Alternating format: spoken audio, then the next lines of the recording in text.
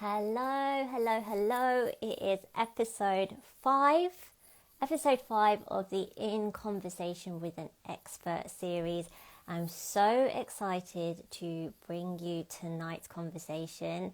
These conversations are going strong, and I've been receiving such wonderful feedback from those of you that have been tuning in live and joining these conversations, but also those of you that have been watching the replays as well. I've been receiving such great feedback from you all about the things that you've been putting into practice as a result of what we've been exploring and discussing with our experts here every Thursday night. So it is an absolute pleasure to be here with you again tonight because, I didn't introduce myself. I am Artie Joshi, the Fearless Dating Coach, and I've created this series for you so that you have the opportunity to really put into practice some of these extra things that we probably wouldn't think about, that can really be the kind of the sprinkling on your dating experience right now, because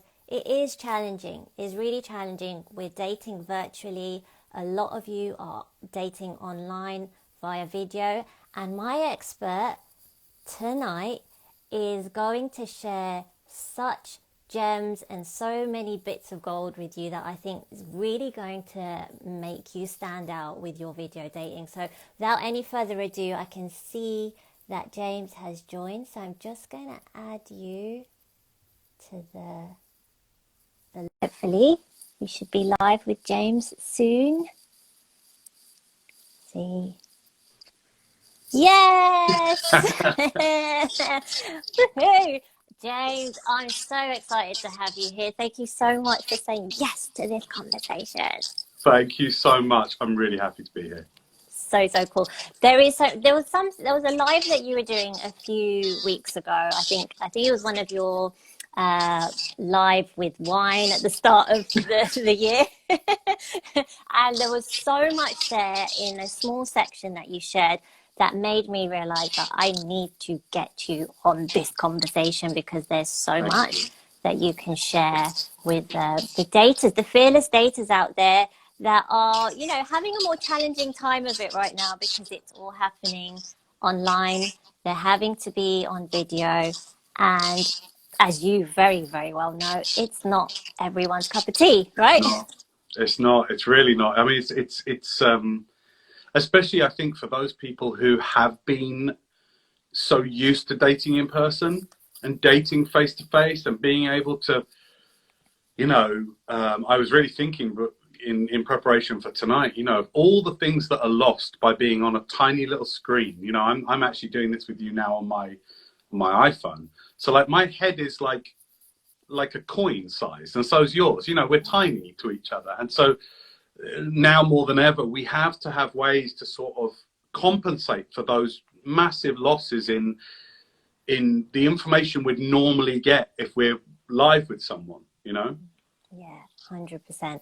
And so there are so many tips that I know that you've shared, because I've been on your video influence online course, which I've done. Lots of tips from then. Of course, we did the Underground Expert together last year. God, wow. Crazy.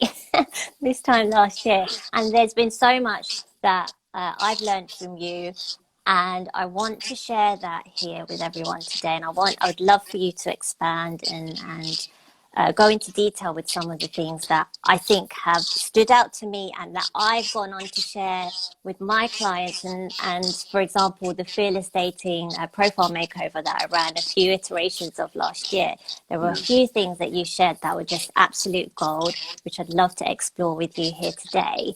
But one thing, the reason why I asked you to have this conversation with me was because the reason why I have bought from you, the reason why we have done work together, for me, has been down to your videos, 100% down to your videos. I didn't know of you before this, before discovering you online. I think you just popped up on my Facebook. Right. We've never met face to face. No. How weird is that? It's crazy. It's crazy. And but it feels like we have because of the journey that we've been on together. Yeah. But the reason why I was like, I need to work with this guy was because of your videos. And testament to that, actually, I was watching one of your videos end of last year, and my sister was in the kitchen and she couldn't hear you. She was just like tapping away on her phone. And she was like, who is that? I was like, that's James Lavers. She was like, I would watch his stuff. And that's without her even having seen your face. Right, right. Right. So showing how powerful that medium is when used correctly. Yeah. So firstly, I'd love to ask you, why video? Like, how did you become such an expert at video? Well, it goes back to the mid 90s. I was, if you'd have been in where I was sitting in about 1999, around about that, 1998, 1999, you'd have been in a small black room surrounded with monitors everywhere with a headset on. I was a producer in the shopping telly world, so like QVC, the shopping channel, and in the infomercial industry. And basically my job was to kind of whisper things in the presenter's ears and get them to kind of really connect with the unseen audience at home and sell stuff. That was it. It was just sell stuff, you know, sell fake diamonds, food processors, you know, ab crunchers and all those kind of things that we've all seen when we switch on late night TV, right? You know, where you see them selling, you know, a new way to chop your onions without having to touch the onion. And so that was me, you know, going back more than 20 years, and a chance encounter to a big motivational speaker in the US, and a chance encounter to work with Tony in 2003 led me to take my skills to help coaches and authors and speakers and thought leaders, to help them connect through the camera lens. Because what I found was, even with some of the, you know, it's interesting, you can meet somebody, and I bet you this is true for everyone watching this now, you can meet somebody who on the phone might seem really lively and really charismatic, and then you meet them in person and they're a completely different way, right? And vice versa, you can meet somebody in person and then you speak to them on the phone and they're a lame duck. And I found the same with video. You could meet somebody who in person was so engaging. Tony Robbins was like this, right? Like, he's this amazing leader in motivation and personal development, but on TV, he was a bit above average, you know. And that was what kind of lit me up to, like, oh, it's possible to be a really good communicator in one area, but if you change the medium, like we're doing tonight, suddenly people can, you know, lose their stuff. You know, they can be left going, I don't know how to talk to a tiny round bit of glass. You know, I'm looking at you now, and for everyone watching this, it looks like I'm looking at you in the eyes, but like, the truth is, as we all know, I'm in a room on my own here, speaking to a bit of glass, to a black bit of glass.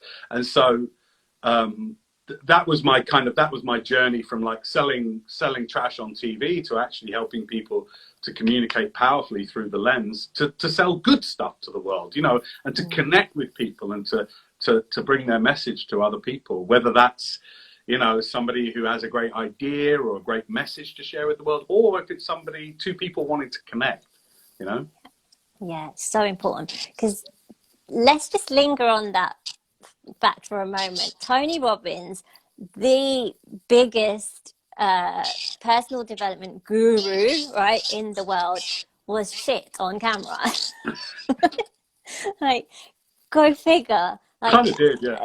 right. And so you took him through a process so that he was able to present, so that he was able to sell and massively increase his sales as a result of the training that he went on with you. What do you think it is about being on camera that turns everyone to mush? It's not natural. It's not natural. We're not used to, from when we're tiny, from when we're little babies, we're used to eyes, and we learn super, super early on that, like, oh, if I've got your eyes, then that's something to work with, and we're used to people. It's unnatural. That's the simple reason. So, you know, most people, their awkwardness on camera is completely understandable. It's completely understandable, and it's possible to train yourself to relate to a camera lens as if you're relating to a human being, and it not be fake. You know, it not be weird. Like, I'm not here faking any of my communication. Like, I know you, I think you're awesome. You know, I'm really glad that there's people watching this, and I hope this is helpful. So I can connect to that realness. So I'm not just sitting here going, hi, my name's, you know, and being all kind of nonsense. It's really about kind of translating the best of the skills you have when you're face to face with somebody, and doing them with a lens. It takes practice, but it can be, you know, the learning curve can be shortened in my experience. I love that. So transferring the skills that you have when you're in person with someone to the video. Yeah. So how do people extract that? How do they get that so that they're able to transfer it online? Man, that's such a good question.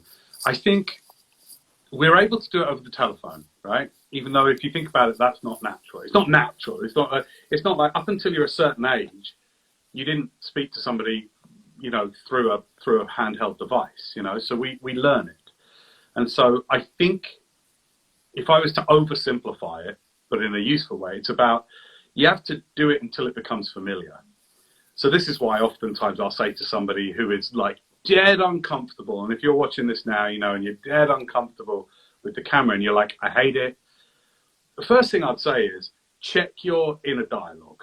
I know it sounds like personal development 101, but what I tend to find is the people that have the hardest time with video are the ones that say things like, I hate video, I hate seeing myself on camera, I hate being on camera, and all these things. So what I say, Artie, is I say, you don't hate camera. Nobody hates an inanimate object.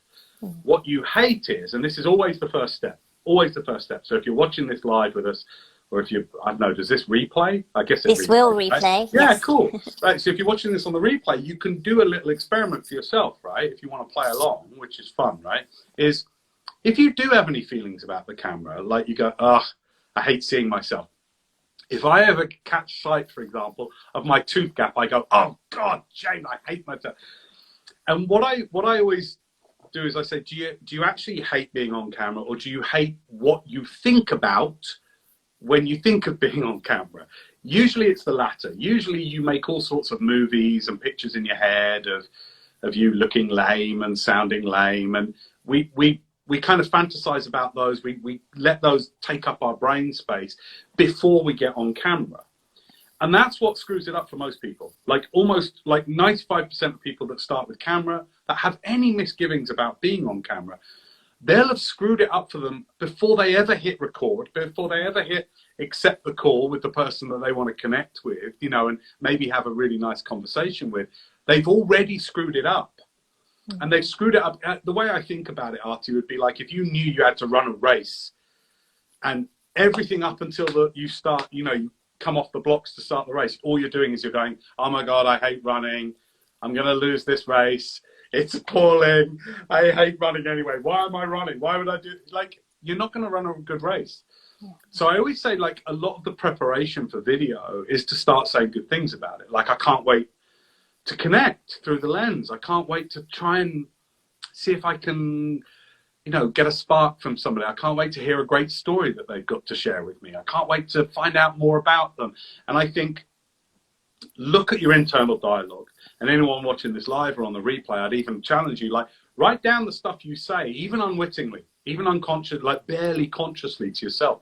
Usually, people are talking smack to themselves before they ever get on camera. They've already gone, I hate it, I hate seeing myself. Oh my God, they're going to think I'm fat. I look fat on camera. Look, I mean, the camera does add about 100 pounds when it comes to me. I'm actually, you know, a 10 stone thin guy, I promise.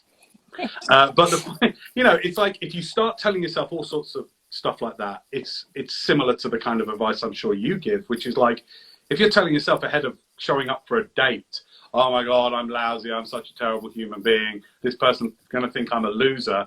Yeah, good luck with that date.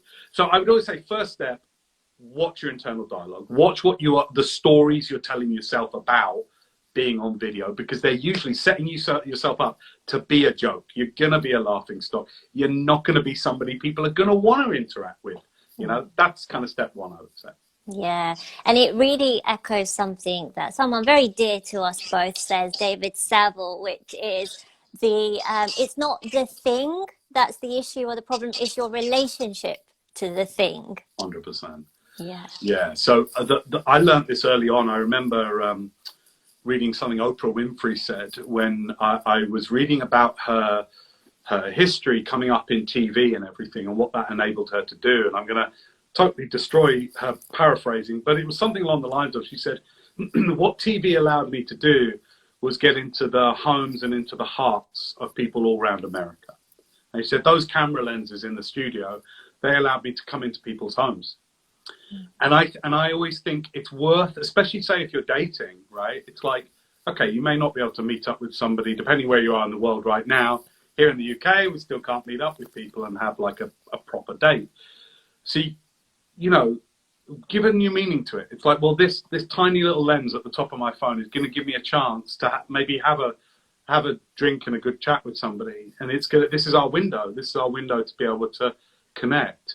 And I think if you change your relationship, exactly as our mutual friend says, you know, you change your relationship to the thing, it really does change your experience of it, you know?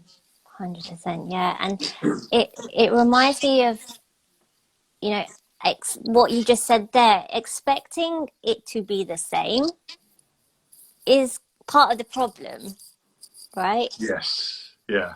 Can you speak to I mean, that? that's huge. And I was thinking about this before we were coming on, because, you know, it's when I'm teaching people around video, one of the number one mistakes that they have, say in a sales environment, say in a business environment, is people try to do too much with one video. And I was thinking before I was coming on, I was like, how does that apply to dating? Well, you know, when you're on a date with somebody, you can sometimes get, I don't quite know the language for this, but like you can get from sort of like seeing a stranger to a place of maybe fondness or really positive feelings for somebody, and, you know, exchange numbers, agree to do it again, share stories and all these kind of things. And I think the flaw is to think that you can necessarily do all of that with a video date.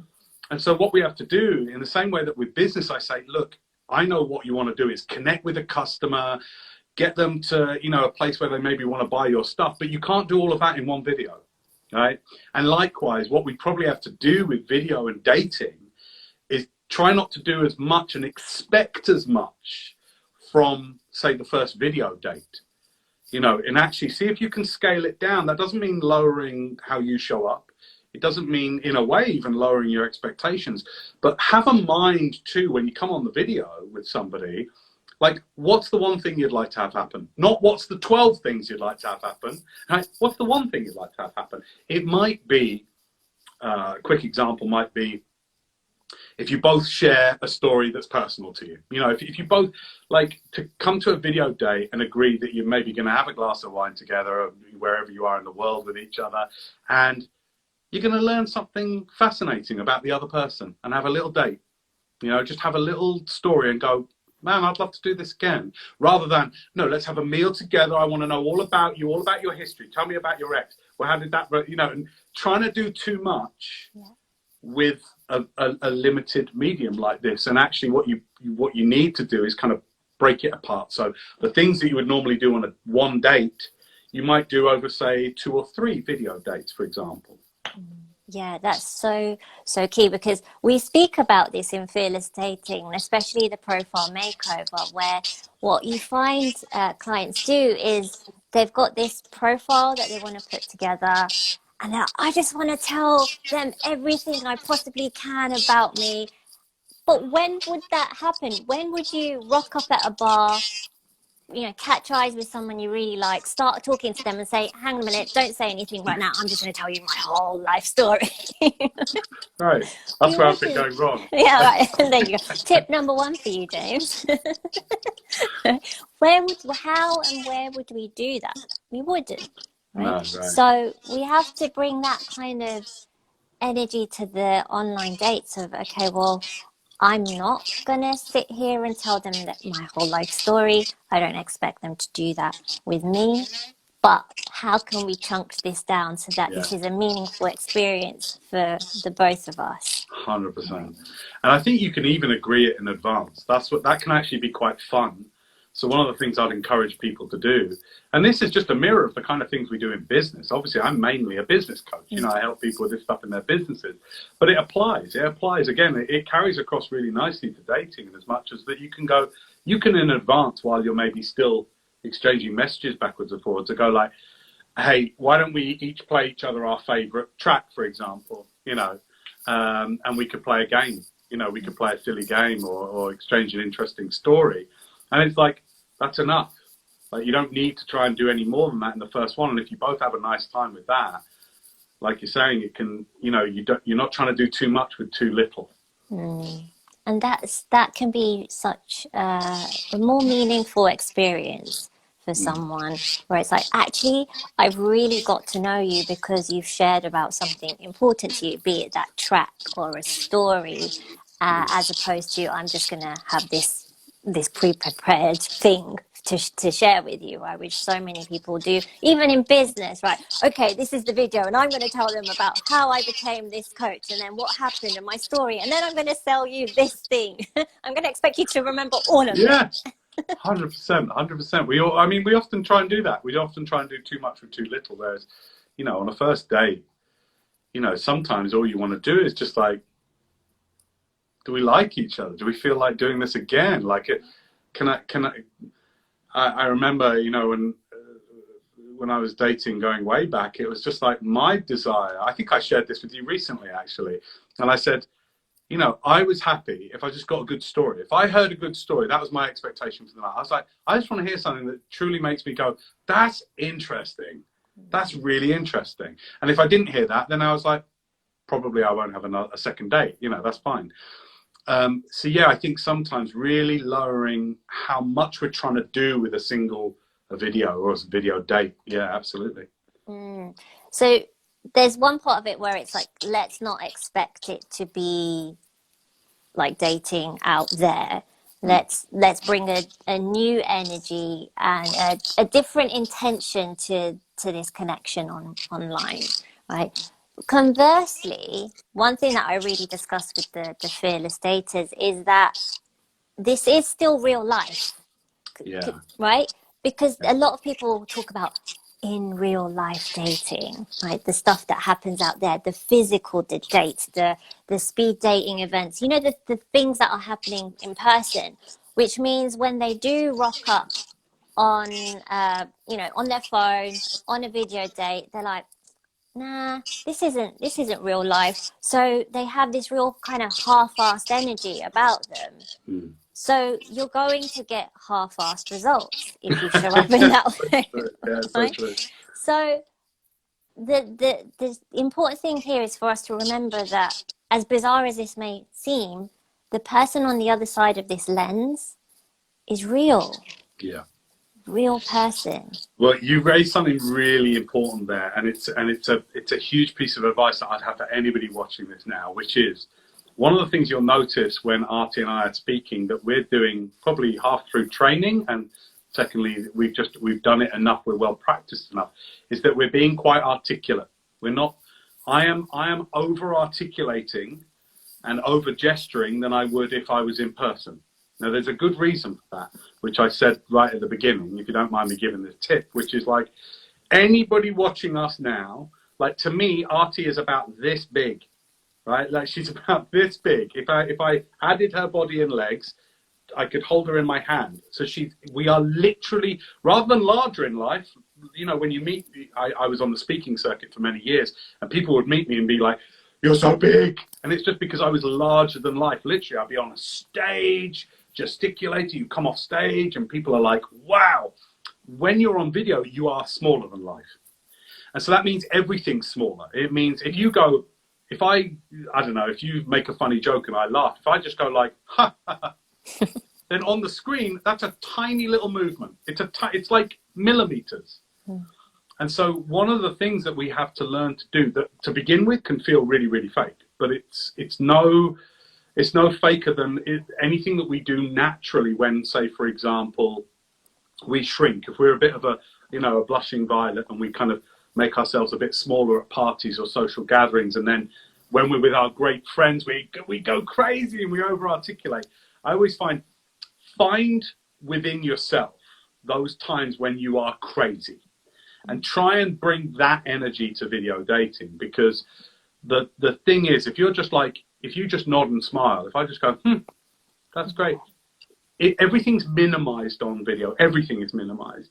The way I often describe it is I say, I'll do a little experiment now. So everyone watching live, we can do this experiment. And if you're watching on the replay, tell me how you think, oh God, I hope I can do this without laughing.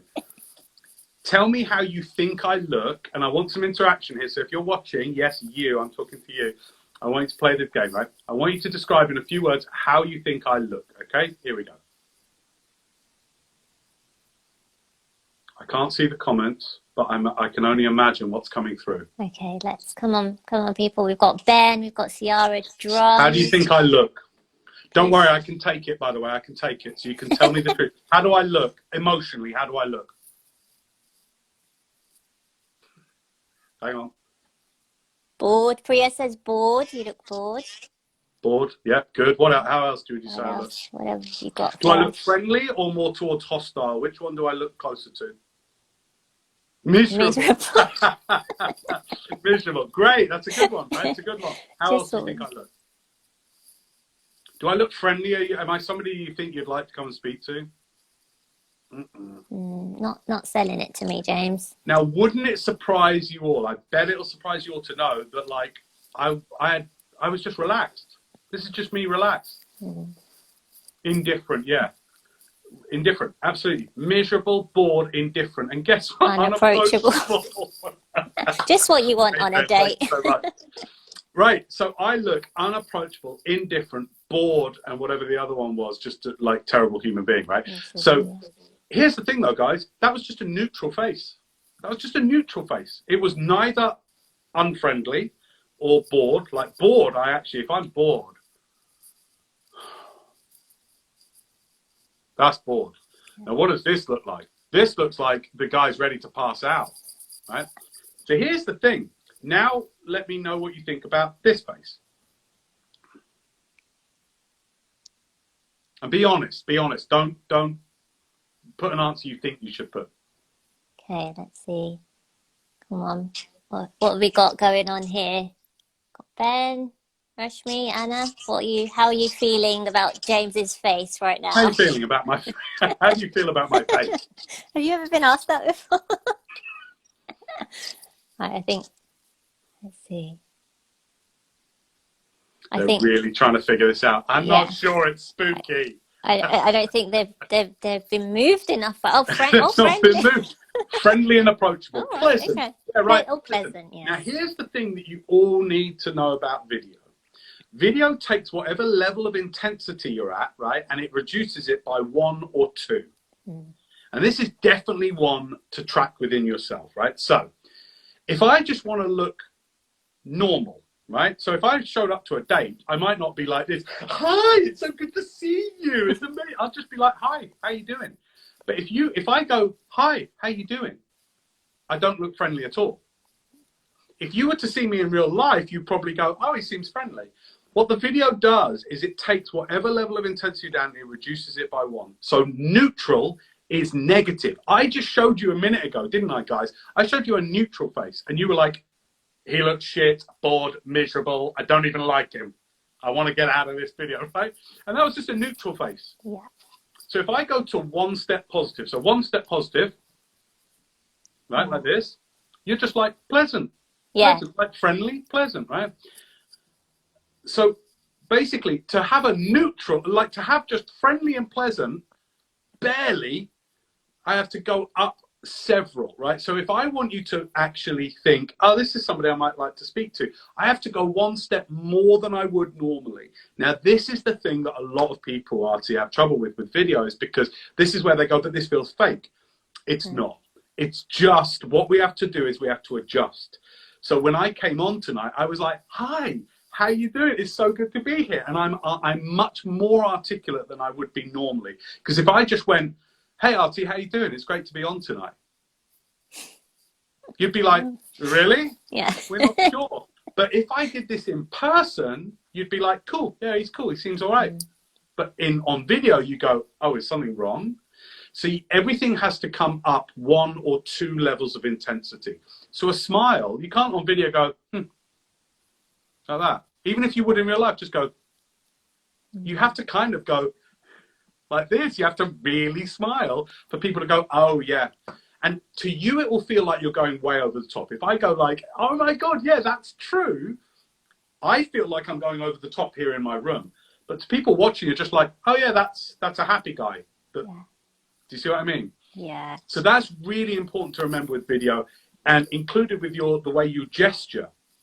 If you'd normally just be like, yeah, well, if you don't use your hands much, you might have to start using your hands a little bit.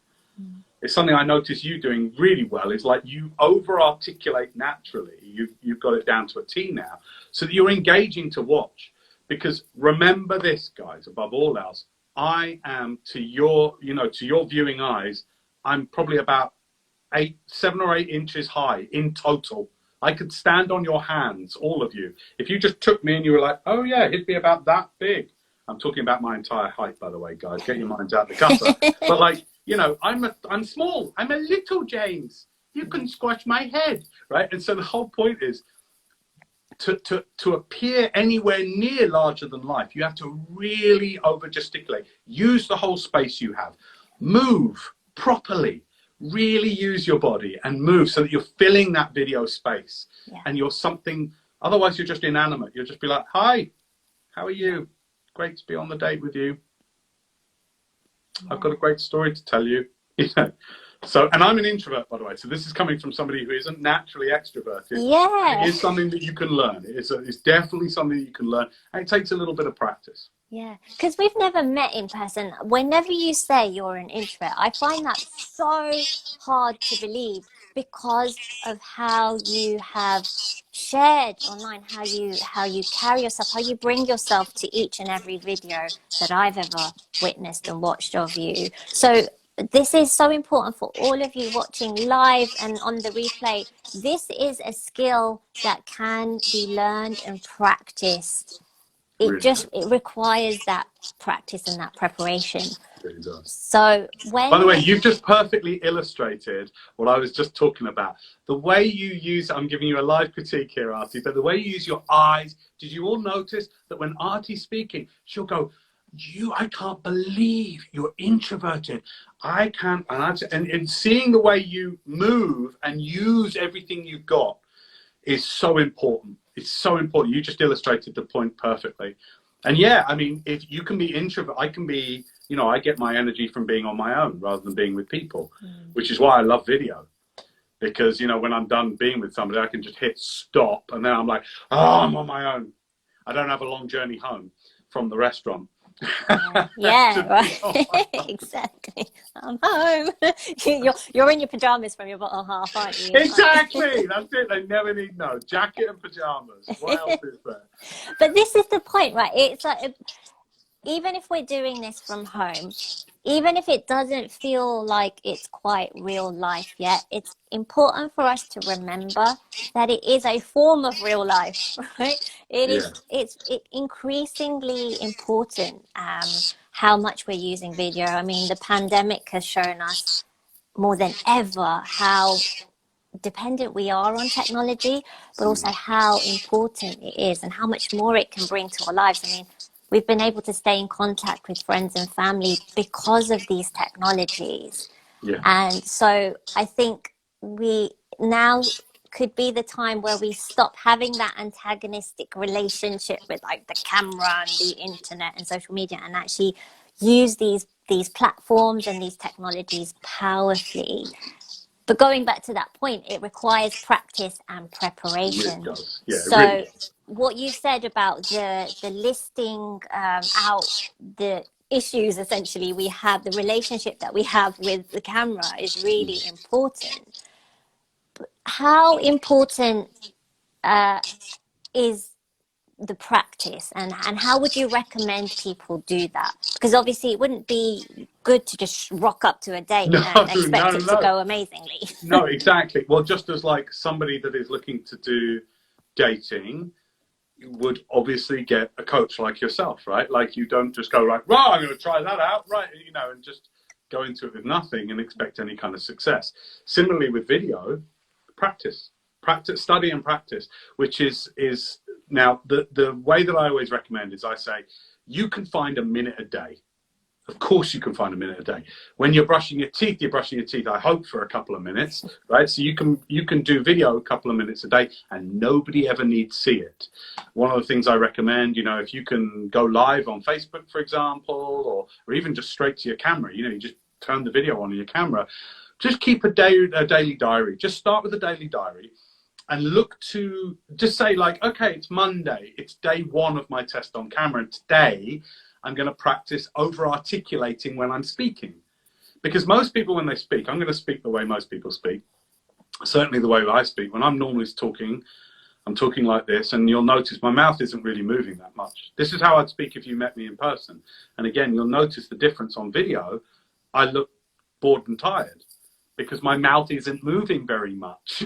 And so I might go, okay, day 1 of my video diary, I'm going to work on my articulation. That doesn't mean suddenly speaking really, really weird. It just means I'm going to move my mouth a bit more than I usually do when I speak. Because guess what? It looks more interesting. You look more captivating. The minute you start doing it, you look more captivating. So you go, okay, day 1, I'm going to work on my mouth. And I'm just going to practice that. And you'll find that like any muscle, by the end of a couple of minutes, your lips will be tired. You'll be like, I've got achy lips, but they'll grow like any muscle. You have big muscular lips. And then you go, okay, day 2, let's work on eyes. Because the eyes are probably the most important thing. I've seen you talking about this in the run-up to many things, but also us talking tonight. You can't do a video date and be looking at yourself in the screen all the time.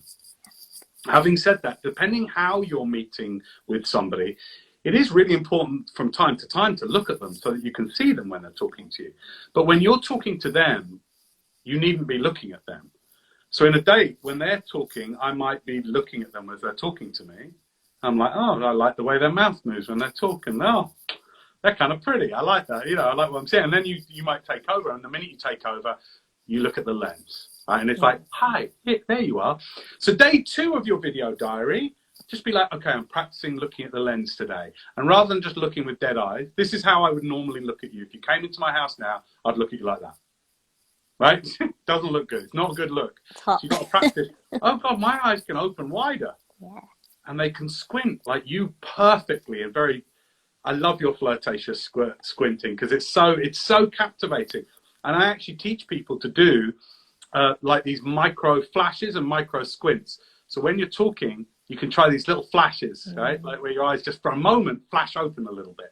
It's hard work to begin with. But if you spend a couple of minutes a day, practicing flashing your eyes and then squinting your eyes now and then, it makes you captivating. It really will make you a lot more captivating for your viewers. Day 3, combine the 2, combine eyes and mouth. So now you're over-articulating your words, and you're practicing really engaging with that lens and looking at it like you really would be looking at somebody that you're interested in, you know, and you keep going. So this is what I mean by study and practice. The only way to get good at anything like this isn't just to knowledge in. You have to start applying it to the lens, you know. And then I'll give you a day 4, by the way. If people want to do this across 4 days. Our vocals are so important. And they send powerful messages. So, what's really important to practice, especially with, say, video dating, is that you're just, when you do talk, that you're not just like chatty, chatty, chatty, chatty, chatty, chatty, chatty, chatty, chatty, chatty, chatty, chatty, chatty, chatty, chatty, chatty, chatty, chatty, chatty, done. Even those 5 seconds that I went chatty, chatty, chatty, there was a point in it where you went, okay, enough, I'm done, we're done. There's actually studies that have been done in hierarchies in primates. And depending obviously on your particular spiritual or religious beliefs, I'm certainly of the opinion that we're one of, several great apes. We happen to be a little bit more bald than a lot of the others and a little smarter than the others. But nevertheless, we're governed by much of the same hierarchical behavior and organization. And what they found is high status great apes don't make that much noise. Guess who take chimpanzees, for example. Who makes the most noise of chimpanzees? The kids. The teenagers. Oh, the right. teenagers. Oh, of course, yeah. Right. And I remember when I first learned this, I was like, of course. Who is it? Even where I live I'm on a main road. Lived on a big Georgian house on a main road, and on the main road outside, every day, without fail, I hear this huge exhaust pipe engine outside the house.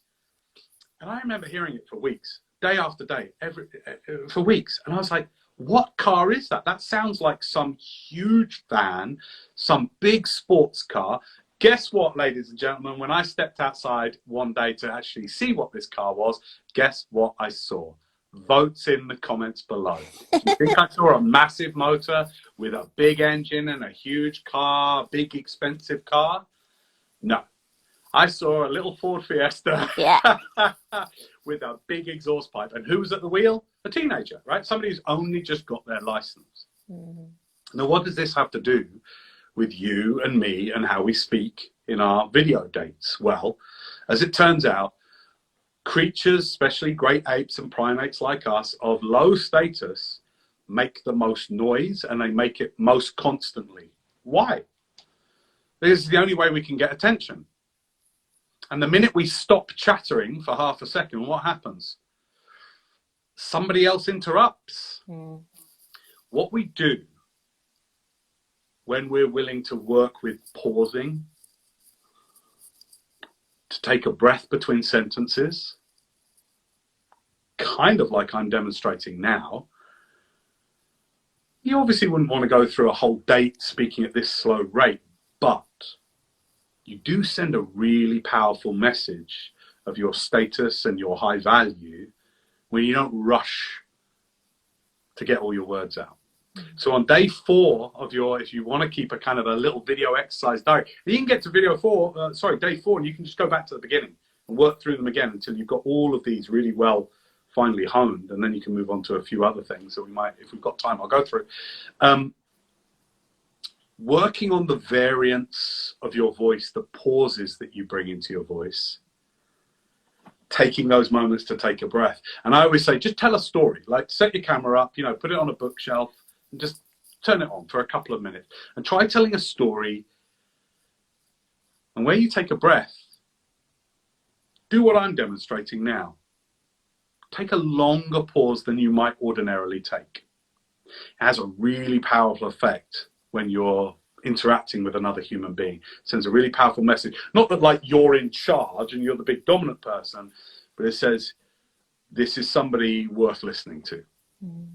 It's very, very powerful. Yeah, very, very powerful. We were speaking about that in the live with David last week, about creating the abyss of silence within our own heads, but also when we're in conversation with people, because we, as you said, we don't afford each other that time of silence. It's we're talking or we're thinking about when we next want to say something, and as soon as there's a silence, someone else wants to fill in that gap.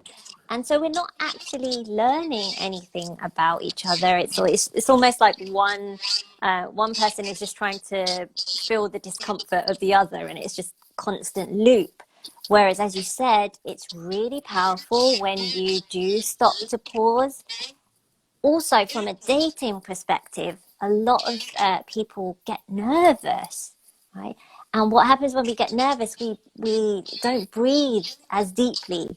We start to breathe in sort of the upper parts of our lungs, very shallow breathing.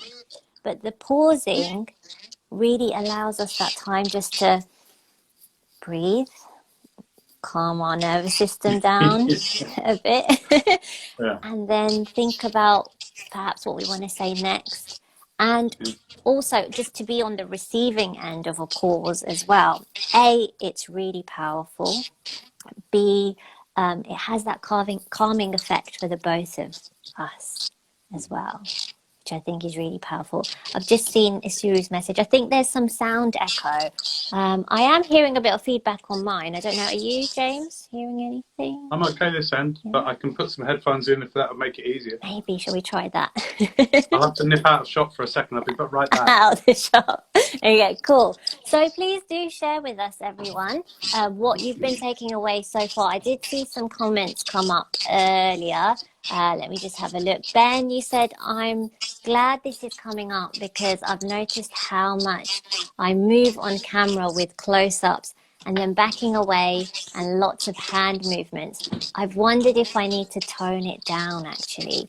This is really cool because I'm just going to can you hear us, James? I sure can. Can you hear me okay now? Yes. Oh, and no echo. Can everyone confirm if there is no echo for you? Priya's saying it's my end causing feedback. Shouldn't be because I'm on... I've got an echoey end, brother. An echoey end. Oh, dear. That doesn't sound good. That doesn't sound comfortable. Can someone confirm? Oh, much better. Much better. Thank you, Alexandra. Awesome. Thank you so much. So David, Ben just mentioned earlier that he's been doing a great job of going live on Instagram recently. And what he's mentioned is that he's noticed how much he's moving on camera with the close-ups and then backing away, and then there's lots of hand movements, and he's wondered if he needs to tone it down. So this perfectly goes into what I wanted to ask you about next, which is how much gesticulation is too much gesticulation? That's a really good question. It depends on the type of gesticulation. So what I'm going to do is you're all balanced on my tripod right now. So what I'm going to do is I'm going to lift my tripod up and show you a bit more of my body. And I'll take you through some different types of gesticulation. So come with me. We're all going to stand up together. Now, don't do your back in. We'll do this together, nice and slow. Okay. Right. So I'm going to put you over there. Yep. Look at me moving you all about. It's interactive. It's live. It's happening in real time. Yeah, right. Here we go. So I'm going to step back. You can all still see and hear me? Yes. Yes. Hey. Okay. So it depends on the type of gesticulation. And obviously, it depends here whether if we're video dating, sometimes this kind of distance can be really nice for a number of reasons because number one, somebody gets to see a little bit more of your body. You have no idea how big I am, what my shape is, whether you're even attracted to my body type, right? Yeah. When I'm this close, I might step back and I might be a massive person. I might be really small. I might be anything in between. And we all have our preferences, right? So actually getting the headphones on is a really good exercise because I might actually do a date at this kind of distance if we are getting super technical here.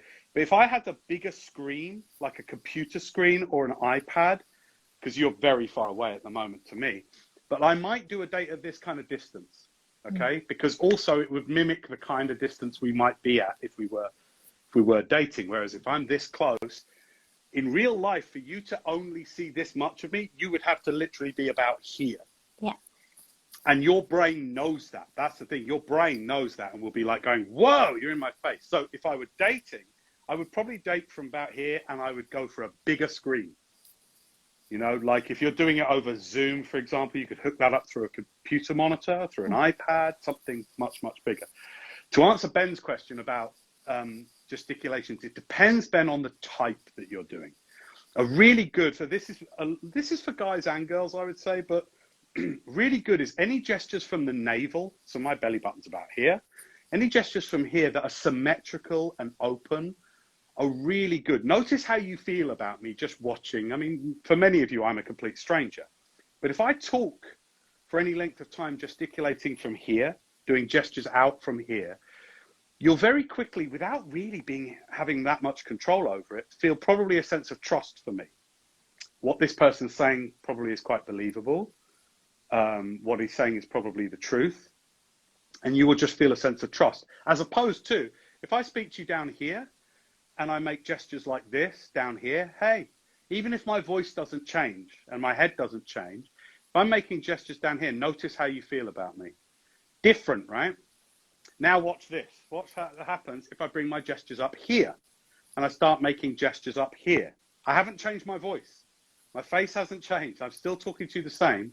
Notice how you feel when I make gestures up here. Different, right? Now what happens if I make gestures up here? Oh my God. I had a crazy, no, I'm changing my voice. But if I still even keep my voice the same and my face the same, you know, I've got a smile going on, but I make gestures up here. Where my hands are, the planes that my hands are operating on will change the way you feel about me. The minute I bring my hands back down here, my bet is you're all feeling, oh, way, way better once again. So, long answer to Ben's very, very good question is, if you're going to make gestures, be careful where you put them. A good friend and peer and colleague of mine, a guy by the name of Mark Bowden, who wrote the book Winning Body Language, and the second book, Winning Body Language for Sales Professionals, that I feature in, talks about these as the truth planes. And this being the truth plane, this being the passion plane, this being the, I can't remember what he calls it, I think the inspiration plane. And down here, from the waist and lower, is what's called the grotesque plane, down here. So gestures down here, if you come on a video date and your hands are down by your sides, usually all of the energy just drops out of your body. It's not a nice thing to meet somebody who is gesticulating from here.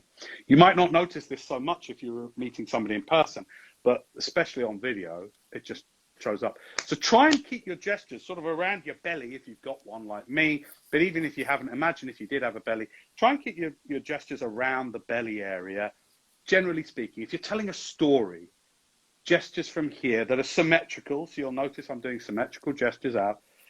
This might take some practice, and when you're just resting your hands, what I do is I hold my thumb. So I just hold my thumb, and if I'm listening to you and I'm smiling, oh man, tell me more. What else about that? What else? Tell me more about that. These kind of things are really nice. They put the person you're speaking to at ease.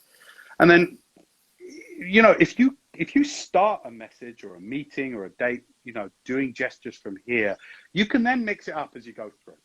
Oftentimes when you get very passionate, our gestures start to come up here, sort of more to the chest. So this is when you'll be like, ah, where did you go on a holiday last year? I went to, you know, this place. It was amazing. That's natural and normal. The problem comes when we do the wrong kind of gesture in the wrong place. So if you're not doing explosive gestures around here, around your chest, be careful hitting your chest, ladies and gentlemen. But like, if you're not doing explosive gestures here, if instead you're doing these kind of swirly whirly, what is your impression of me? You don't have to be polite. If I start going, oh, there was this lovely restaurant we went to, and then we went on holiday. Oh, we went to Ibiza last year. You're like, really? Yeah. Really, Jade? So it's where and how you do gestures in what plane. So here you want passionate. Passionate is, don't be frightened to be explosive. It doesn't look over the top. In a small video where I'm now minuscule to you guys, if I go, tell me where you last went on holiday. Because we went to Ibiza a couple of years ago. It was insane. These kind of gestures here, fists, explosive gestures, are absolutely great. Here, you want a very different type of gesture. You want more expansive, slower, fluid, opening gestures. And immediately you're like, oh, I trust this guy. I trust this guy. Or I trust this girl. You know? So that's my kind of like quick answer for Ben's quite complex question there. Yeah. Hope that makes sense, Ben. Yeah, please do let us know, Ben, if that really helps you out. I know when I learned about that in Video Influence, in your program, Video Influence, it was a game changer for me. And also when we had our first coaching session together at the start of Underground Expert last year, you picked up on something that I was doing straight away that I started to fix as much as I possibly can. And it was about this, I'm going to see if I can, let's see if I can stand up and get this happening. I'll bend a little bit, but I was doing this a lot. I was talking with I wasn't letting my armpits breathe, as one of my dance mentors, one of my dance mentors once told me. It's like very closed and this. Can you speak to why that is a bad idea? It's protection. Well, it's a lot of these signals we do are ancient. So they speak to ancient parts of our brain, Artie. So oftentimes, if I'm speaking to you, and look how fluid I am with my elbows, my shoulders, and I'm doing what I'm actually doing. Here's a little bit of insiders for everyone watching this: is when I do a relaxed, open gesture from my tummy, the silent message I'm sending to all of your brains is, this guy's so comfortable with me, he doesn't mind exposing and drawing attention to probably the most vulnerable part of his body. Now, I know you're saying there's other parts of my body that are way more vulnerable, and you're right. There's somewhere a little bit lower, and there's somewhere a bit higher, my neck, right? But these are generally small targets. Keep your comments to yourself about that. Now, Keep it PG, guys. Keep it PG. Yeah, this is a big target, like a huge, genuinely huge target, right? And so if we are happy to go, I don't mind exposing this. I don't mind exposing a big target. I'm saying I'm that comfortable with you. And you feel that is beneath logic, like it goes way beyond logic. You can't help but feel warmer to me and more, not attracted to me necessarily in the sexual sense, but you can't help but be more captivated by me when I make a gesture like this. Now, if I make that gesture with my elbows in, something is wrong about it. So you immediately, it's beneath language, right? The minute I go, hi, so tell me about yourself, you go, he's rigid, he's protecting. And this is why before any kind of video date, we have to loosen up. This is why I like, salsa dancing and stuff like this. It's like anything that loosens up our shoulders, our elbows, our hips, so that when we come to gesture, it's fluid, it's natural, there's a rhythm to it that people can see. There's an openness that comes from it. Will really help you in your dating. I'm so glad that you shared that, James, because that is so important. And dance is such a great tool for us when we're practicing, getting better at our body language and knowing how to use our bodies well. And so for me, you pointing that out of like, hang on, what's going on there? What's all this about? And one of my dance mentors saying, let your armpits breathe, right? I was like, oh, right. I could gesticulate more. I could express more. I felt more open, and I'm sure people felt that from me. And, these practices, if we bring them in to helping us prepare for video dates or any video work that we're doing, it is going to change things dramatically. So yeah, get those dance warm-ups in there, get those arms to the side, move those hips, and it's just going to improve your mood as well, right? It's going to improve your mood and how you show up, which is another point that I would like for us to explore as well. But just about this, the gesticulation, could you just reiterate those planes for us so people can jot them down? Anything from sort of like the neck upwards is a plane for ideas and inspiration. So actually, if you are, let's just say that you're with your date on video and you're talking about a great idea that you have had, or something you want to do, or a place you want to go, don't be frightened to use gestures that really come up even above your head like this. It can feel weird because we don't do that a lot when we're speaking to a friend, or certainly not in a regular date. You might be at a meal, right? And you might go, yeah, you know what? I'd love to visit somewhere. You might not do that in a normal date, although it can still help you in those environments, in my opinion. But on video, you can go, do you know what? I've had an idea. I want to do the Trans-Siberian Express route. That's something I actually want to do, right? But so I might go, do you know what? One of the big ideas I've had is I want to do the Trans-Siberian Express, and I want to use that journey to write my book. Is there any big project for you that you really you're working on, or that you're dreaming of at the moment? Now, you'll notice the way I'm using my hands, it almost encourages the very thing that you're trying to do on the date, which is let's start talking about big ideas. And I always imagine you are the branches of a tree growing out, so you're going from your head, from your neck, you're going like this. Those kind of gestures can be very powerful. If you overuse them, it can get a little weird, as with all of these things. And if you fake it, this is why practice is so good, because you don't want to be doing it for the first time when you're on a date, because you'll be like, hey, so I want to go on the Trans-Siberian Express route. is there anything that you would like to do? Like, it won't work, right? You gotta practice this stuff. So that's ideas and inspiration, guys. Everything from about the neck to about nipple height, sort of chest height here. This kind of head height region here is the passion plane. The best gestures here are, I imagine it as, imagine you're snatching invisible things from the air, snatching invisible, you know, $50 bills from the air and then throwing them. That's almost the gestures that work best here. And this is where you talk about things you're passionate about. Man, I am loving tonight with you. I am loving speaking to you, Artie. I really was excited to come on. And now that I'm on with you and we're spending this time together, I am loving it. These are good gestures to do here. Whereas if I went, you know what? I'm really loving this, Artie. I'm really glad you invited me on tonight, and I'm having a really good time. Something about that, you go, really? Are you really having a good time? So passion gestures, things that you're feeling passionate about, things that you're feeling energized about. You don't have to hit your chest, but that's the origin of them. You want much more explosive motions here. Like, you know, one of the things I love is Italian food. Italian food to me is just amazing. So those kind of gestures here, explosive in the passion plane. Here is the truth plane. Again, this is all, if you want further reading on this, good friend and colleague of mine, Mark Bowden, wrote the book Winning Body Language. He also wrote Tame the Primitive Brain. I have to give him a shout out because he's been a huge influence to the work I do on video. And here he says, imagine there's a balloon expanding from your navel, from your belly button. And so it's like, and then it's deflating, right? So here you want sort of much more, less jerky motions.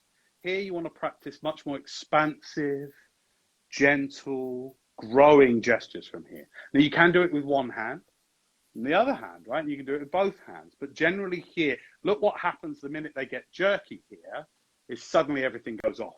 If I start being jerky here, instantly, beneath language, you feel differently about me. And the way I can bring it back, this is another bit of advice for Ben, is if you find yourself going overboard, just take a deep breath and then just bring it back. And there, instantly you reset. And suddenly somebody can go, oh, right, cool, yeah, I trust you again now. This is the truth plane. And so when you're talking about things that are very important to you, that are truthful, that are authentic, that now obviously, whatever you're talking about, at every level, you're probably going to have some intense feelings about. Here, you could say, you know, what's really important to me is, you know, getting to know you before we ever meet in person. Getting to a place where, you know, we can have a solid sense of each other. So, you know, these kind of expansive, sweeping, symmetrical gestures here, really good. Mm-hmm. This is the kind of thing that is taught to world leaders, is this kind of gesture. They'll come onto a stage and they'll go, welcome, you know, hi, how are you? And it's like instant trust. And just keep the hands from ever going beneath your waist. And video dating, never go down there. All right? There's no reason to have your hands just flapping around down here. If you're standing on the date, you can stand. But if I had a stool here now, if I was sitting on a stool, say, which might be a good thing, by the way, because on a chair, sometimes you can be way down. So I'd always say, if you've got stools in your house, do a date on a stool. Right? Because you can just keep your hands here on your navel. And you just be like, hi. I'm so glad to finally meet you, you know, and you start a date like that, big smile, plenty of breath. Hey, I'm so glad to meet you. And you start with your hands here and a nice gesture like that. It's instant trust. It'll really, really kind of grease things along a little bit, you know? Yeah, brilliant. I love that. Thank you for clarifying that. I've got some comments coming through, so I just want to make sure that we've addressed that before we move on. Ben says, so toning it down is actually a really good phrase. Bringing your hands into the trust zone makes a lot of sense. Lovely. Awesome, Well Ben. put. Yeah, so we can't wait to see your videos with putting all this into practice as well. It's really cool. And then Isuru says, what does arms wrapped communicate? To me, it's the serious connoisseur pose. What, the sort of like the kind of this? That. Yo, welcome to the date. Well, I always say, this is why, if you're ever in any doubt, film yourself. I don't know who asked that question, but I'd say film yourself. Because like if you find yourself like this a lot, film yourself and how do you feel about yourself? So when I start talking to you like this, And I often do this. I often rub my beard and everything. Yeah, you know, it might be okay for a while. But if the whole date I'm wrapped up like this, you know, I'm like, yeah, great. You'll tell me about yourself. How much do you feel you want to tell me your story when I go to tell me about yourself? No, not so much. Right? If I'm on a stool and I go, so tell me about yourself. What are you got any interesting projects you're working on at the moment? Yeah. You know, and I do that, you'll be like, oh, well, yeah, I don't mind telling this person. So I'd always say, if ever in any doubt, literally film yourself and see how you feel. Mm. You know, like, nice to meet you. How are you? Yeah. It's not good look. Yeah. Practice is really underrated. And I think people think that preparing for dates is a cheesy, silly thing to do, but we wouldn't rock up to an interview unprepared. And sometimes the stakes of a date are far higher than a an actual job interview, because this is potentially the person that, you know, for a lot of the clients that I work with, they want to be in long-term committed relationships and partnerships. So the stakes are way higher. So why would you not prepare? Why would you not prepare for something that's so important? So I totally agree. Yeah. yeah, so practice, practice, practice, people. So it leads me on to ask you about, because you talked about using the pause when we speak. One thing that I really appreciate about you when I'm listening to you, when I'm watching you, is how dynamic you are in your speech and your movement. So, of course, we've covered movement, but when we talk about vocals, how important? It's hugely important. We've got to do the other thing, right? So we're going to do our dancing, right? Mm-hmm. So we're going to do our dancing to limber up, right? So Mm-hmm. I just love my New York and Very, salsa. very good. Right? I So didn't I'll know always you do could move that. like this, Yeah, a James. little bit of salsa, right? Just to loosen up, loosen shoulders and hips, Yes. right? And then what are we going to do with our voices to warm that up? We're going to sing. Oh. Okay. So one of the things I always recommend, well, there's a couple of things, and let's do some things that we can all join in on first. Firstly, the breathing is so important. I'm going to run you through a drill that you can do literally just before the date that'll have you sounding so good. Excuse me, just adjusting my earphones here. So, firstly, there are two types of breath that I recommend you do, and we'll do them together, okay? We'll take about maybe, if it's okay with you, Artie, we'll take maybe 3 or 4 minutes to do this. Is that all right? Yep, 100%, yeah. Cool. So, imagine you've got an imaginary great big joint that you're about to smoke, and it's only imaginary. And so the way we're going to smoke it, and I'll over accentuate the sounds we're going to make so you can hear it. The way we're going to breathe to begin is we're going to go like this. We're going to go breathe all the way out, joint to lips, and you're going to go. So you're going to do several sucks in, hold it, relax your shoulders, and then breathe out. Now I want everyone to do it with me again. And this time, when you breathe out, I want you to make the loudest sounds and make the neighbors wonder what you're doing. All right?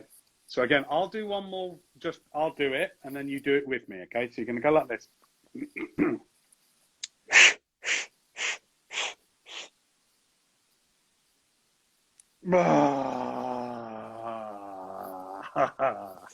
might find yourself laughing, right? And we're going to do 3 of those together, okay? And when you breathe out, so you're going to hold it for a little while. And when you hold it, let your shoulders relax. And when you let it out, just let it all out, okay? Here we go.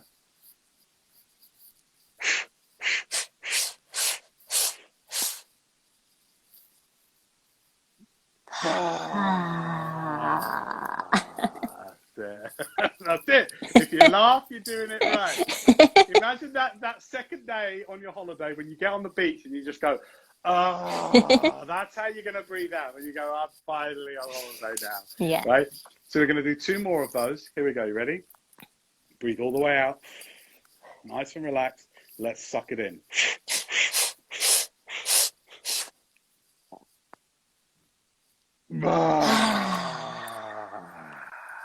That's it. Shake the shoulders out. That's good. Let it all go And then with this final one, guys, when you do it, and I can see if you're doing it at home, by the way, and you at the back there, yeah, you, I can see you, get involved. Right. So this last one, as you let go, I want you to let go of all uptightness. If you've got any metaphorical sticks up your bum, take them out. Just like totally relax into this last one and just let go. Okay, here we go.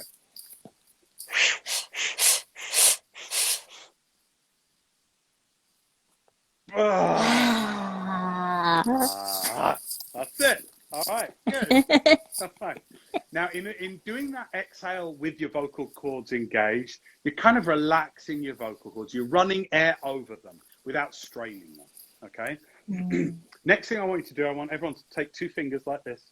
I want you to put it on your bridge of your nose, the bone here of your nose. And I want you to imagine that your voice is here in your nose. I want you to imagine that this is your voice. Put whatever you think of as your voice, even though it comes out of your mouth. Imagine the source of your voice is your nose. You with me? 2 fingers on the nose. Here we go. I want you to say with me, this is my voice.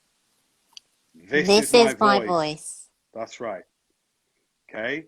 And you know what? If you put your voice here, you can speak very, very quickly. In fact, if you imagine your voice is in your nose, or even a little bit lower in your mouth, if you imagine here, you're actually able to speak really, really quickly. Okay, but as you find, as we go through this, you don't want your voice to always be up here in your nose. It'll give, you won't have much strength up here with your voice up here, but you do have a lot of articulation up here. Okay, so now what I want you to do is take a deep breath, let it out, and bring your fingers down to your lips.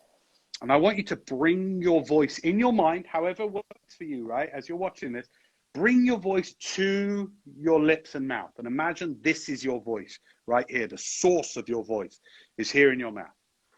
And we're just going to make sure that it's there and engaged there in your mouth. And I just want you to say with me, this is my voice. This is my voice. This is my voice. That's right. And you'll notice that already it sounds differently. Your voice sounds different here than it did here. This is my voice. Now bring your fingers down to your throat and rest them on where your Adam's apple should be, if you haven't got a fat neck like me, right? So somewhere roughly, so that when you go, you can feel it vibrating, right, in your fingers. And in your mind, this is the important bit, guys, playing along at home. Well done, by the way. We're nearly there. We're almost halfway there. Move your voice in your mind, like the source of your voice, to your throat now. Move it there in whatever way feels right. You might give it a color, for example. You might give it a shape. Some of you might just have a feeling of like, oh yeah, this is my voice, and put it here in your throat. And we're going to say, this is my voice. This is my voice. And just be aware of what happens differently when you imagine your voice here. Now, our Artie speaks mainly up here. Her voice is mainly here. If you watch, I've watched a lot of Artie's videos, and this is why she's such an adept, fast speaker. Like, you're able to convey a lot of ideas very, very quickly, oftentimes because your voice is here. So this would be a good one for you, Artie, right? Is to challenge bringing your voice even lower. So now we're going to go down to a bony breastplate here in the middle, right? So bring your fingers down to there. You should, if you go, you should be able to feel it vibrate through your breastplate into your fingers. And remember, the important bit, move your voice in your mind so that your voice is here in your bony chest. And with me, this is my voice. This is my voice. Now, what do you notice straight away? It slows down, doesn't it? It's really hard. Now, with those watching at home, you might say, oh, notice how much slower my voice is when it's here. And you'll notice the lower we go, the slower your voice goes. And also, say it with me again. This is my voice. Do you notice any richer tones to it, a slightly more vibrational quality to your voice here? Again, you have to imagine that your voice is here, guys. You have to really imagine this is the source of my voice. This is where it's coming from.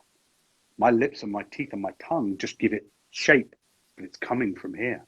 Now we're going to go down one more. Now this time it's going to be onto a fleshy bit, our diaphragm. Right? So our diaphragm roughly comes around here. Just put it here about a couple of inches above your belly button. You might want to turn it into your hand now rather than a couple of fingers, and just rest it on, literally on your stomach. Again, you know the drill by now, guys. Move your voice down to here in your mind. Imagine it in whatever way. Does it have a light, a shape? Do you just have a feeling? Take a few deep breaths. Relax into this. You can't do any of this if you're uptight. That means ribs and shoulders. Always shows in the ribs and shoulders first, you know. And your date will notice it, by the way. Ribs and shoulders, they'll notice it and they'll be like, oh, threat. And they won't like it. They won't be at ease. So move your voice down to here now. Take a few deep breaths and we're going to go, this is my voice with me. This is my voice. Interesting, right? Different sound completely. Maybe you're talking about something that's really important to you with your date. Maybe you're at that point, maybe you've had a few video dates. You may be finally asking that question. So what is it that you're looking for? You know what? Before you ask that question, you might want to be aware in your mind, where is my voice? Because if you're like, so what are you looking for then? Right? Whereas if you, in your mind, put your voice in these places, we're going to go one more place, by the way. If you put your voice in these places, you'll feel an entirely different intention coming from you. And your date will too. They will feel it. They will feel it powerfully. So did you notice, those of you watching, replay or live with us, if you're with us live, by the way, thank you so much for hanging with us. But are you noticing the different qualities as you move your voice down? Yeah? There's actually two more, so we'll do two more quickly. Now I want you to bring it down to kind of like your loins, not necessarily your bits, but like put it down. You don't need to use your hands here, but just move your voice down to sort of where your legs meet your abdomen. Yeah? And just imagine your voice is there. You could maybe put your hands like here, either side. So at the top of your hips, right? So you can put both hands like that. So they're almost like creating that shape, yeah, on your pelvis. And put your voice in the cradle of your pelvis right now. Bring it down and put it in the cradle inside your body, in your pelvis. This is quite a hard one because it's very far away from our mouths, so it can feel weird, but bring that voice down, all the way down. That's it. Let it cradle in your pelvis there. Take a few deep breaths. And then in a moment with me, this is my voice. With me. This is my voice. What do you even notice about how you feel when you put your voice there? Are you going to tell a lie from that place? Is everything you're going to say be certain? Going to feel confident and powerful without you having to do some kind of phony confidence exercise? You're not going to have that problem when you engage your voice in the right place. Now, here's a funny one just for experimentation. Last one. Bring your voice down and put it beneath your feet. So you might want to stand up for this one, as if you are standing on it. You didn't see my torso for a while. Great. Bring your feet all the way, your voice, guys, all the way down. Put it underneath you. So you're standing on it. Remember, we're not doing this so that as you go through a date, you speak from the top down. It's just so that you get a sense of what your voice can really do. The power that you have within it. So bring your voice right down now. Put it beneath your feet so you're standing on it. Feel it vibrating now, guys, all of you, through your entire bodies. Hum with me. And feel that humming coming up from beneath your feet. Up through your body, vibrating through your body. And then in a moment, with me, this is my voice. With me. This is my voice. Right. So this took us what? 6-7 minutes to do that? Now, if you take that time to engage, and by the way, you can bring it straight back up. So my voice is now in my mouth. And that's where I'm coming from, because I want to convey a lot of information real quick. And if I put my voice back down there, I'll be much slower. It's much harder for me to convey a lot of information. But the few words I do use from down there are going to be powerful. But if I want to convey information, I need to literally imagine my voice moves. So even though the sound comes out of here, it doesn't. The sound comes out of all of your body. your whole body vibrates. Many of you, as you did that, will have felt your hands, your fingers tingling. All right. So I would say, do the breathing, do the voice stuff, and then do some solid humming. And I'm going to quickly run through this. I'm not sure we have the time to do this interactively for like 10, 15 minutes, but I will say this. Hum for a couple of minutes before your day. Like really get into a place where you go, and see if you can relax with the hum, right? And then if you want to get a little advanced and have a much more interesting sounding voice, a few of the things, now I learned this from Pepe Lima, who taught the Spice Girls. And she had a product that she put out through Nightingale Conant going back 20 years or more. And she was one of the first ladies I helped get her product on TV, Pepe Lima. And she taught the Spice Girls. I'm like, if it's good enough for the Spice Girls, it's good enough for me. And she'd have these humming exercises where you start humming and then open your mouth. So I'll do it once for you and then you can practice in your own time, guys. But like write these down as like, this is my checklist so that I am more captivating, more interesting when I show up for my day, right? So you start humming, you go, and when about half your breath has gone, you go like this. So you go,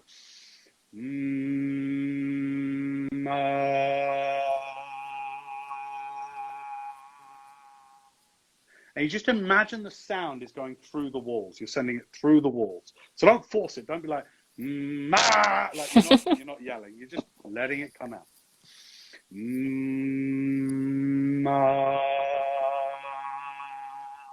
And another one we can do is we can go from to a V sound. V for Victor. V for the very. Boom. Right? So you can go.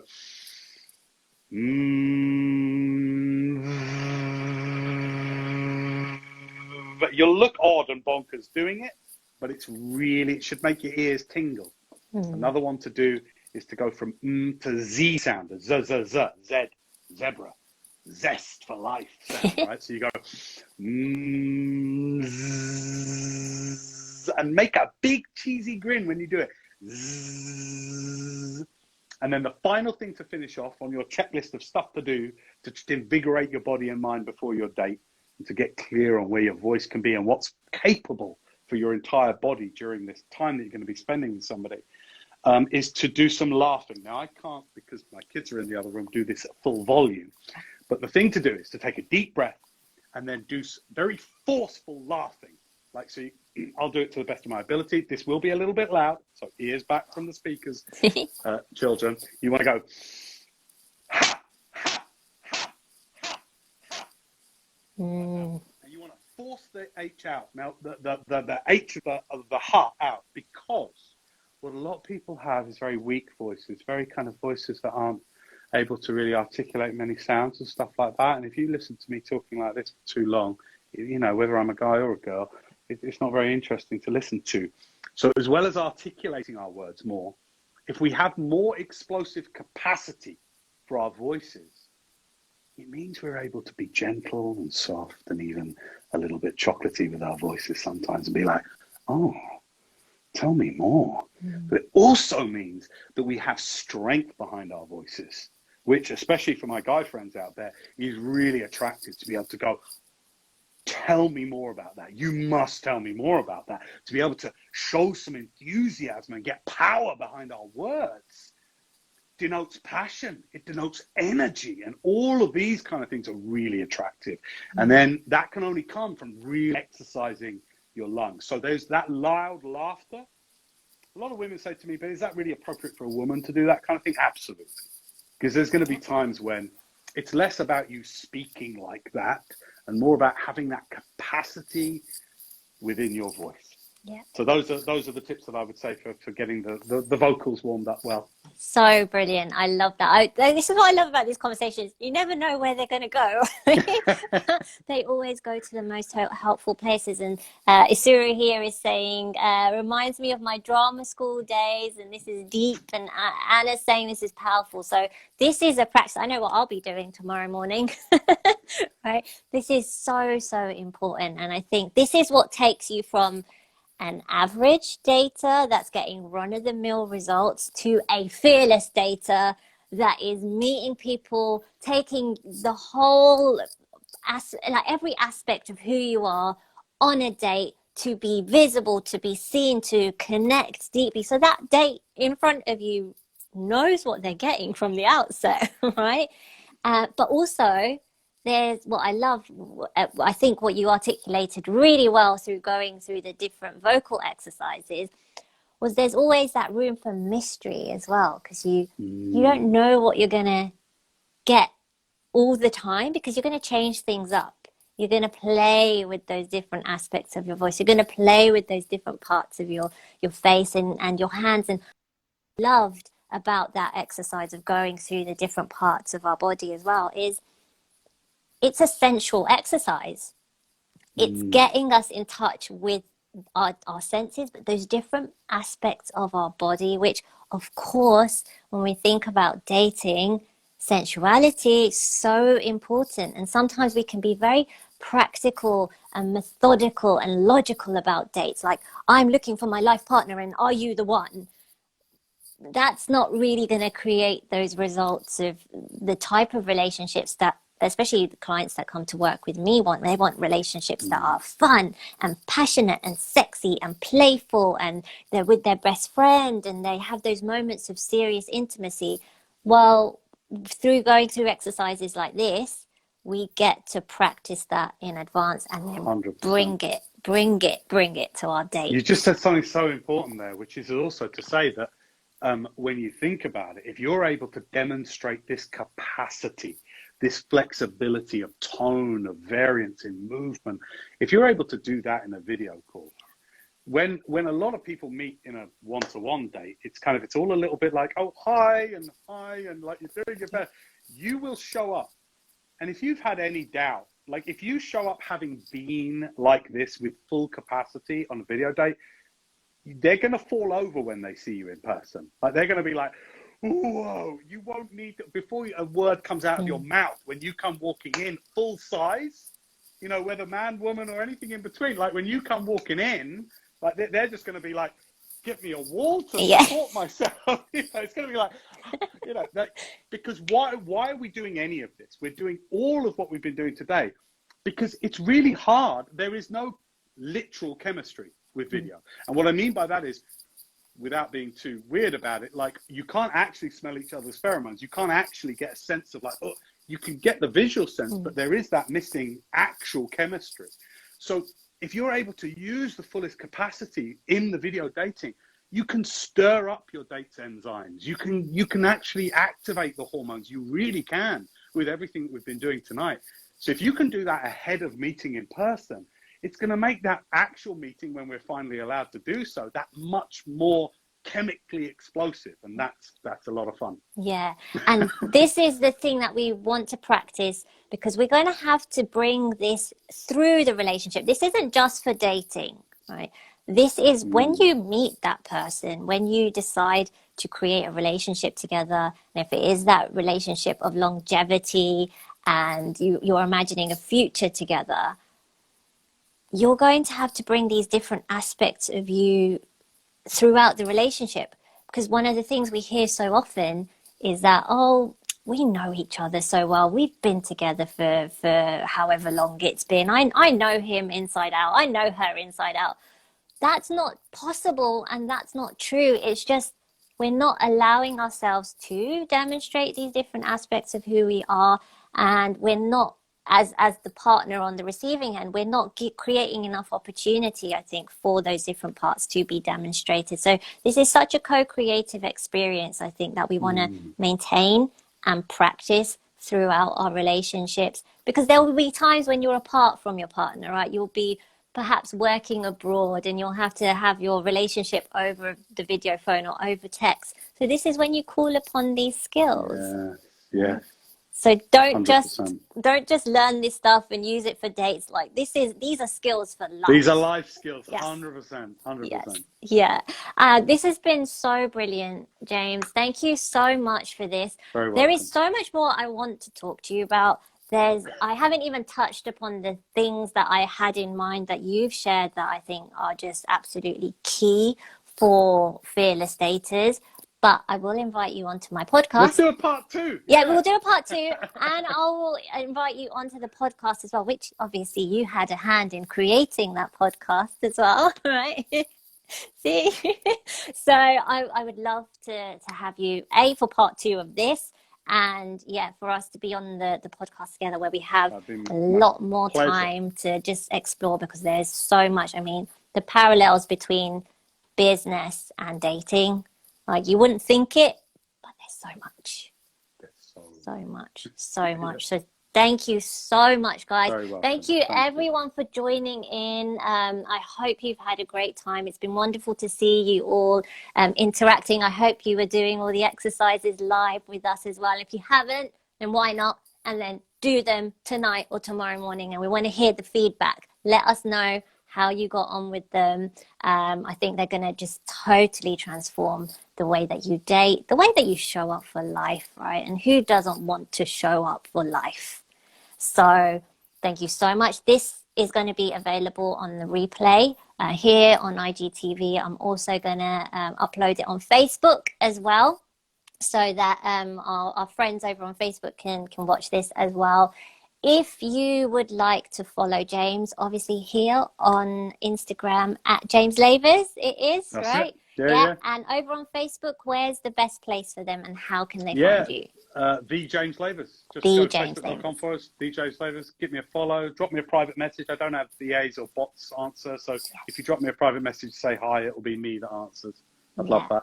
And you know, when you talked about earlier, the practice and the study. Now, for all of you who are watching this live or on the replay, James is someone to study, because I have learned so much just from watching you and listening to you. And I think it's really brought so much to the way that I've shown up online. You know, actually a couple of weeks ago when I was doing one of these IG lives, I actually received some really sad news just half an hour before doing the live.